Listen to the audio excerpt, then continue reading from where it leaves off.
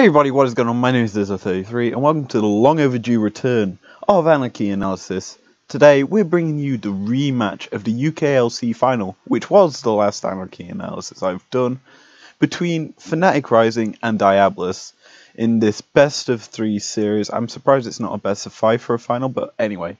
I am yet to watch all the matches. I've not even watched the first one, and I've already recorded this intro, but I've just seen the actual draft for the game, and so far it's looking pretty spicy. Anyway, I will return once I know the entire game and seen every single match, and we'll break them down for you, ladies and gentlemen. Now let's break down the team comps for game number 1, and in the top lane it was a Vayne versus the Vladimir of Fanatic Risings, and it's a bit of a surprise to see the Vayne. Obviously she's known to be an AD carry and live down in the bot lane.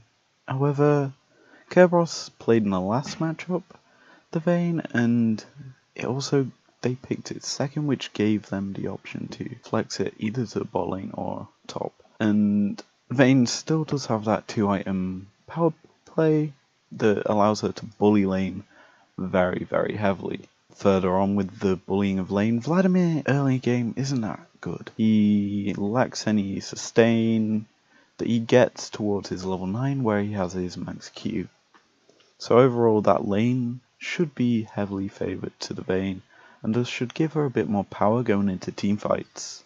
Next we have the jungle, and it was a standard Elise versus Rek'Sai matchup, probably one of the only standard matchups in this match. And Elise obviously has that level 2 gank power, which could set up games changing events that could allow teams to snowball and get ahead in the game. Now bear in mind I'm doing this before I've actually seen any team fight or how the game ends, so this is going to be interesting to say the least, me saying all this and none of it happening. But Rek'Sai was also picked, and Rek'Sai has the ability to counter gank very, very easily. She's got a heavily roam, should I say, game because of all the tunnel usage, and can get to fights furthermore.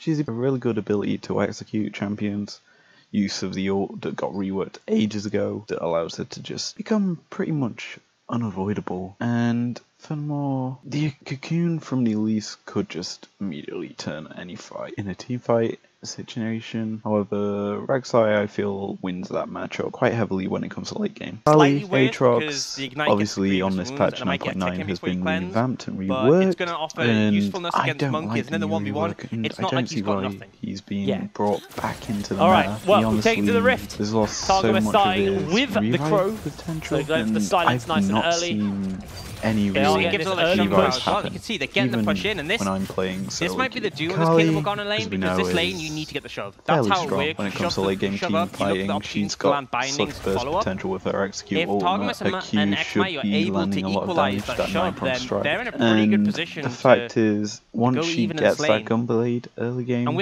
she's going to be quite hard to stop, especially if you're an Aatrox, because she has that mobility to avoid you in the Shroud. And Aatrox is really only looking for the sweet spots on his Q, because once he gets you in that as an Akali, the stuns in between should be enough to get a lot of damage onto it. And then in the bot lane is probably the most interesting matchups. I like it, because Fnatic, I believe, have counterpicked uniquely, shall we say, into a Caitlyn Morgana lane, because Caitlyn Morgana lanes are known to be heavy poke, get a push in quick lanes, as the Maul can just drop her Tormented Soil and Caitlyn can just kill with a Piltover Peacemaker. Just all the minions die pretty quickly. However, Fanatic Rising drafted a Kaiser, which is standard obviously, because she can just Q the wave as it comes near, and also provides a lot of late game power when it comes to team fighting. But they've also drafted a lot of damage when it comes to team fighting later on, and from what I believe to be a sort of counter to this Tormented Soil push lane in the Fiddlesticks, with the Dark Scarecrow, whatever it's called, the bird that he fires into the mini wave, and it just kills it quite quickly. Plus he has a silence and a fear that just mean that it's going to be a fairly even matchup, to say the least.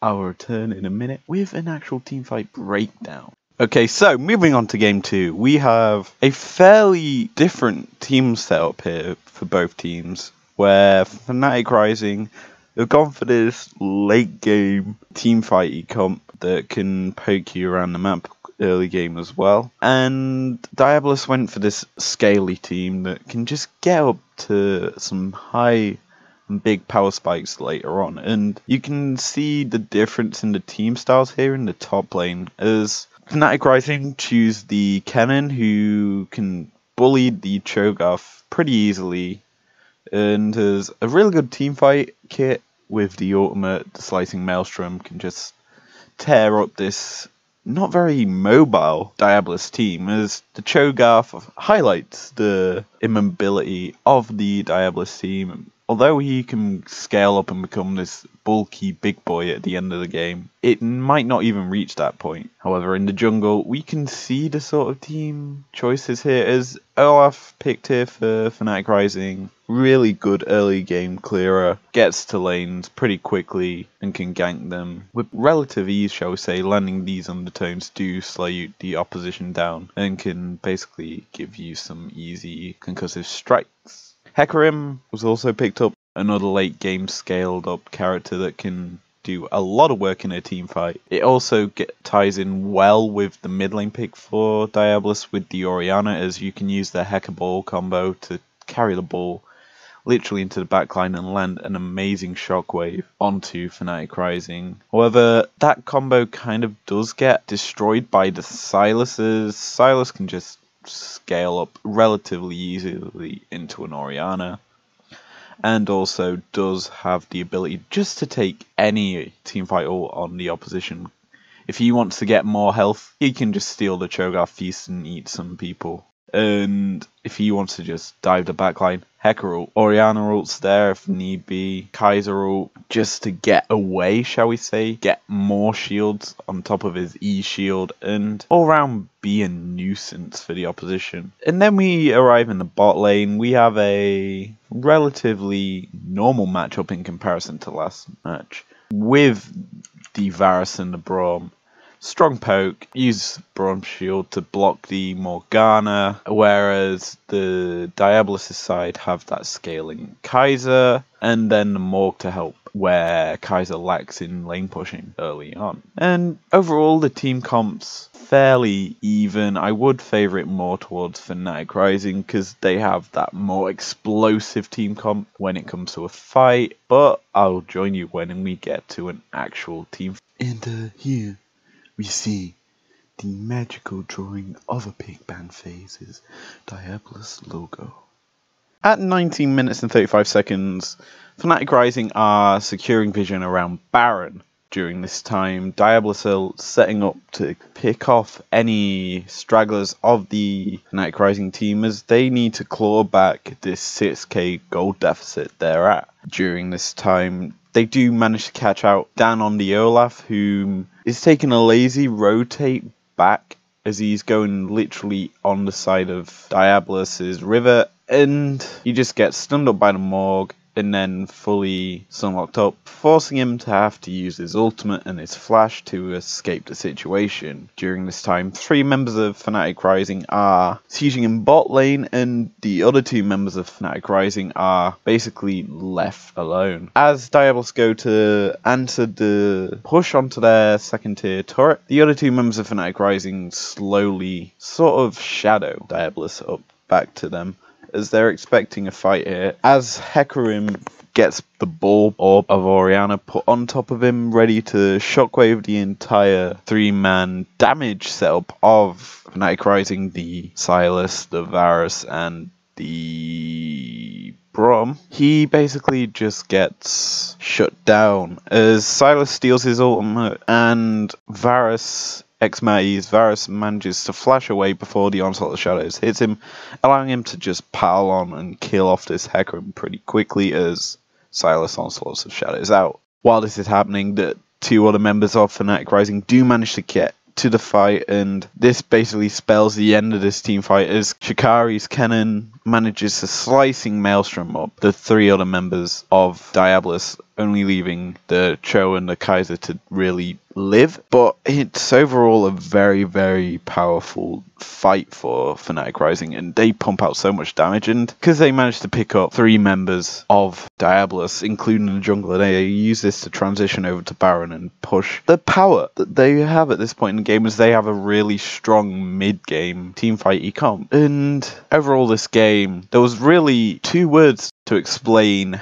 why it went in this favor, and it was really the gold deficit. Diabolus built a team comp to scale to late game, and overall it's not that good when you're facing a mid game team who have really strong early game as well, with the Olaf to gank, and we saw this pressure being exploited in the bot lane, as Xmati overall is probably the best ADC in the actual league, and he just got so much lead, shall we say, an advantage from Dan ganking early with the Olaf behind their turrets. It was so much bot lane pressure, exposed what strengths this Fanatic Rising has. And it was really good, honestly, to see that they were playing to their stronger side, even though they did have that winning top lane and mid lane.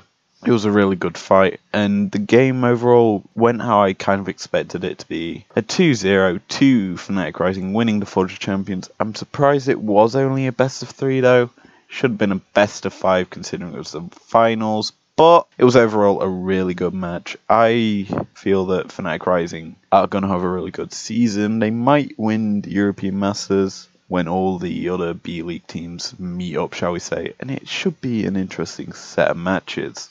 I'd also want to say a quick thank you to Freya for finally editing the UKLC finals. It did take a while, and honestly, we both have had a lot on our plates with exams and all that jazz. As I'm almost done uni, which means more time to analyze stuff, and I could start editing some of these.